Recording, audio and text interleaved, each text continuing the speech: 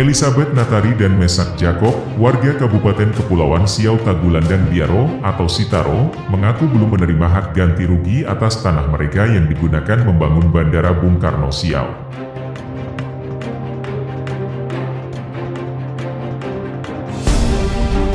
Ganti rugi tersebut, menurut Mesak dan Elizabeth, harusnya sudah mereka terima sejak tahun 2018 lalu, namun hingga saat ini belum juga mereka peroleh.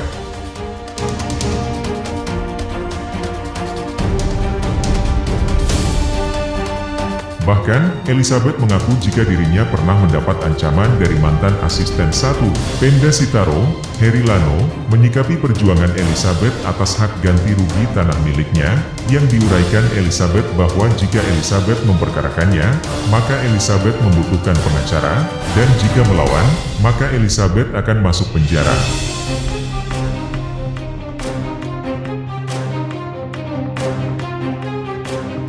Elizabeth mengakui jika terdapat berbagai kejanggalan yang ditemuinya dalam proses ganti rugi tanah miliknya itu, yang dialaminya sejak tahun 2016 hingga memasuki tahun 2022.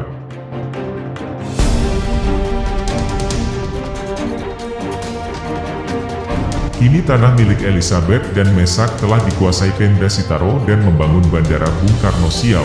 Namun hingga saat ini, Elizabeth dan Mesak belum menerima hak ganti rugi atas tanah miliknya itu.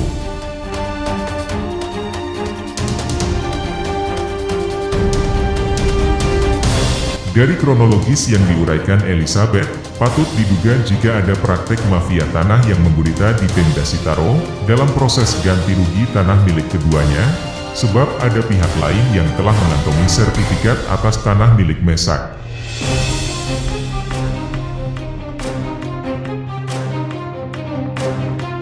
Dan kepada Elizabeth juga diakui Elizabeth jika dirinya masih terus dipersulit dan belum memperoleh ganti rugi, dengan berbagai alasan yang menurut Elizabeth belum ada kesimpulan jelas atas permasalahan yang dihadapinya itu.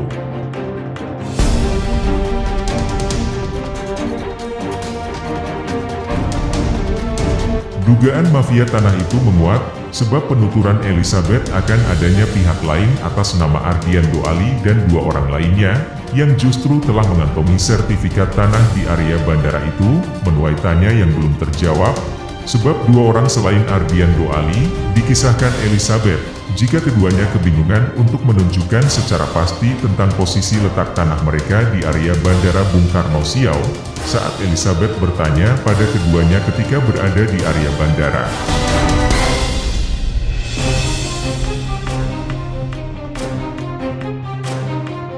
Kini Elizabeth dan Mesak hanya bisa mengelus dada dan berdoa kepada Tuhan Yang Maha Kuasa, agar memberikan solusi terbaik bagi mereka.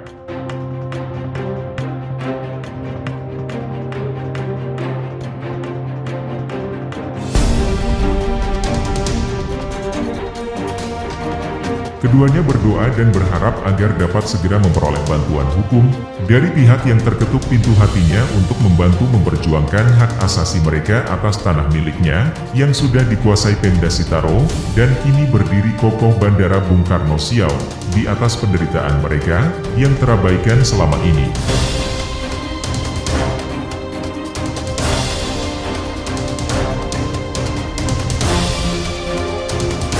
Berikut adalah penuturan kronologis permasalahan ini oleh Elizabeth, yang berhasil dihimpun tim investigasi RDTV.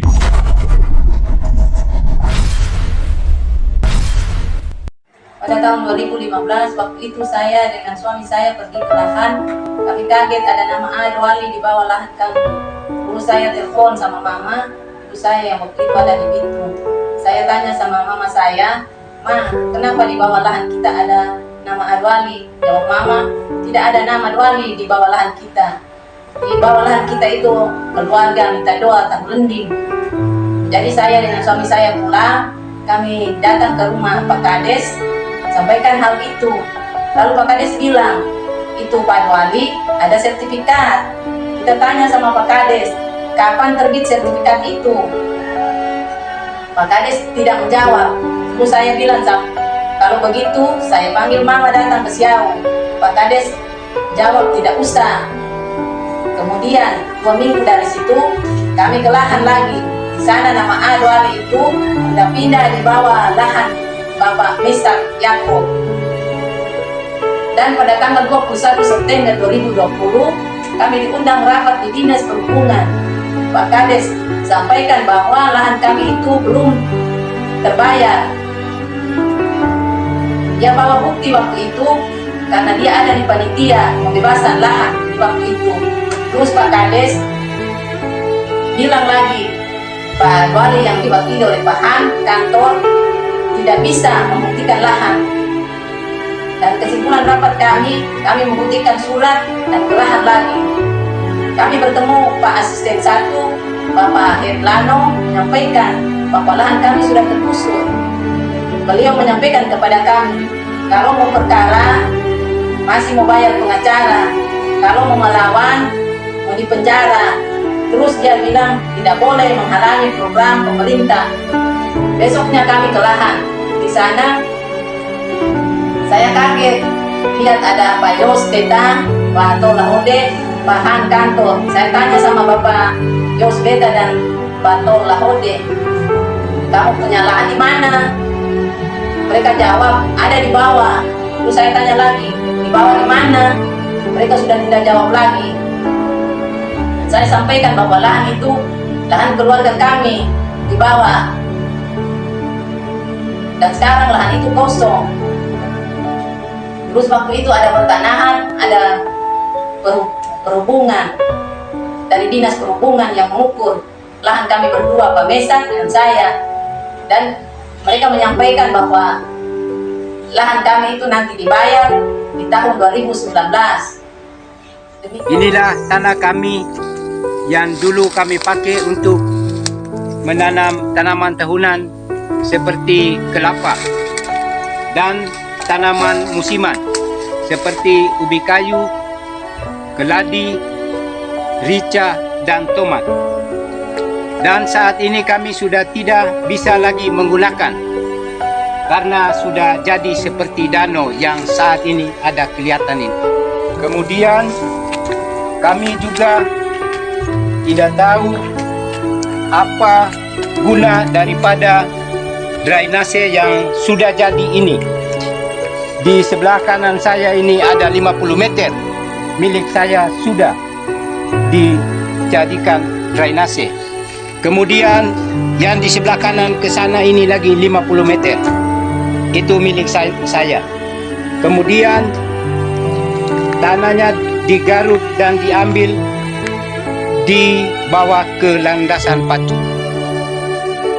Ini tanah kami yang dulunya kami pakai untuk menanam pohon tanaman tahunan seperti pohon kelapa dan tanaman musiman seperti